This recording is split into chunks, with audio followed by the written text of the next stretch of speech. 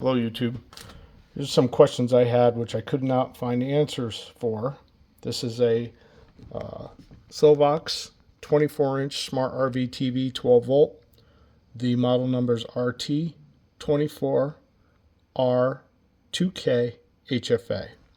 Now one of the questions I had on this TV was basically what kind of memory does it have? I mean, we're talking an Android TV, so as you know, memory is very important for Android, and a lot of people were complaining how slow it is and how it reboots often, and this is always a case of too many apps and not enough memory.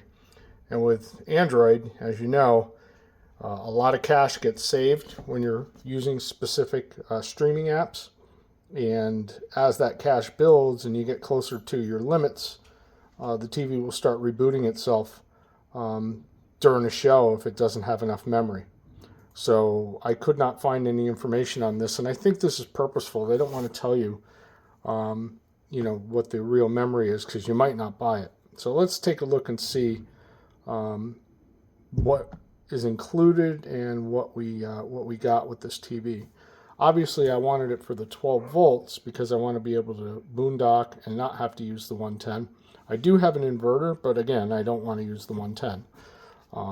I get approximately, on inverter, which is 4,000 watts, pure sine, which was a Harbor Freight unit, I get approximately 38 hours of time off my two batteries. One of the things that this ships with is a power adapter. As you can see, it's for a cigarette lighter. What they don't give you is they don't give you a hardwire kit. They do give you an AC adapter, no hardwire. So for an extra $2.50 of a Chinese cable with a barrel plug, they could have included a hardwire cable, so we don't have to cut this off and start screwing around with making our connections or making a new barrel plug, which is standard 5mm. So that's one of the things. This TV, out of the box, it took 3 minutes for its initial boot up, which is normal. Once you go through all the Google Bowl, saying no to pretty much allowing it completely to control your life, you get to this point where you now can go to Google TV. Multiple profiles, not interested. Kids features, not interested. So we're just going to go to Google TV, and we're going to be in here. The important stuff, let's take a look here. If we go into the settings, first thing we're going to do, the screen is nice. I mean, it has no dead pixels that I could see, and it's pretty nice. Google really restricts this thing, so you're not getting the full Android settings like you normally would. It's the Google interface. So if we go in here, and we can go into some of the things into system, first thing we're going to do is we're going to go into storage. I want to see how much memory this has. I don't think it's going to be much.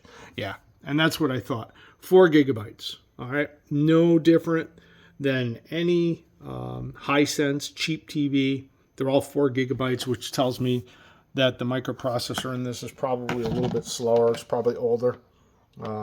So yeah, that wasn't what I wanted to see. I wanted to see a little bit more, but apparently we're not going to get more than that. One thing about it is it does have 5G. So it will support 2.4 and 5, which is something that I didn't expect. You can see models. Let's see, OS version 11, patch levels. Let's see if environment, system running time. You can see that this is only 1 minute. Actually, it says 1 hour. I've only had it up for about 5 minutes. So they must have tested it. We're going to try to see. Yeah, we can get developer settings on it. So yeah, let's see if it's really Android 11 or if it's just a lie. Okay. Yeah, it looks like it's Android 11. Okay. And let's see if there's any updates right out of the box. So we're going to check the updates. I mean, it typical China interface for their builds. I mean, it's like I said, it looks just like a Hisense. Go into the apps, installed apps. We don't have any other than these Disney, Hulu, you know, the standards, Tubi. I don't know what sticker is, but we'll figure that out. So let's take a look and see, search apps. Let's see if there's an app library here. No, you can get Pluto, which is cool. Okay. So that's a good thing. We use Pluto a lot. We use Netflix. All in all, I mean, it's like $139 Hisense for $339 with 4 gigabytes of RAM. I wouldn't be throwing too many apps on it. It will probably get very slow as you use it more and more. I would recommend having to go into the app settings every once in a while and clearing the cache, deleting unused apps. Obviously, you're not going to use Kodi on this. You're probably going to have to use an external USB tuner or Android box that you could buy online. They're pretty cheap. You can get one for like $50 that's, you know, got a couple gigs on it, 16, 32, and obviously much faster than this is going to be. But for the RV, for the most part, I don't see any drawbacks to it other than if you use it stock and not add anything to it, just don't put a lot of apps on it and clear your cache if it starts rebooting during the show. Some apps are worse than others. Paramount Plus is one that's terrible with memory use.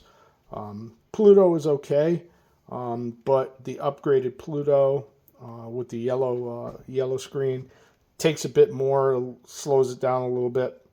But for the most part, was it worth $339? Well, you know, without the DVD player, which was a plus because I don't want a DVD player, that reminds me of the old Philips where they just blew the DVD player apart when they bump around. So no DVD, pretty flat, 100 millimeter VESA mount, square, and very, very light. It only weighs 6 pounds. Power usage is 5 watts, I believe, so it's not going to use a lot of battery. All in all, is it worth $339? Nah. I would say refurbished ones on eBay, but they had DVD, are going for $239. I would say that this is a $239 or $199 set as it sits. Longevity, only time will tell. One thing I did note that the remote is sealed. It has a rubber seal. If they do use 4 screws to hold it in place, they give you a little magnetic screwdriver. That to me is a plus. I don't like dropping something and losing the back and then having to go search for it. So that was kind of cool. Let's see how fast it takes to start up here. It's pretty quick there. And picture quality was decent on it. A little Mission Impossible. Yeah, tinny. Sound quality isn't great, but again, it's sitting on its speakers right now. So if it's hanging on a wall, it'll be fair. It does have Bluetooth, so you could always adjust that. And the picture quality is pretty good on it. So all in all, am I happy with it? Yes. Did I like the price? No, not for 4 gigs. But again, this is the reason why every video that you see on this from the manufacturer is going to avoid the most important features that people are going to be looking for, specifically memory. So that kind of gives you an idea of what the quality will be of the unit. Let's unplug it, and we're going to try a dead boot after it's been set up, see how long it takes to come back. So I'm going to plug it back in, power it on. It should go to the Silvox screen, booting up. Let's see. Alright, there it is. Like I said, this was a 3-minute boot up before. I hope it doesn't make my video extra long now, because there would be no reason for that. Here I am. It doubles as a mirror, see? Alright, let's see how far this goes. And we're at 9:41. Okay, so reboot time was reasonable. It's only the first startup. That's pretty bad on it. Other than that, Not a bad unit, just a little overpriced. Thanks for watching.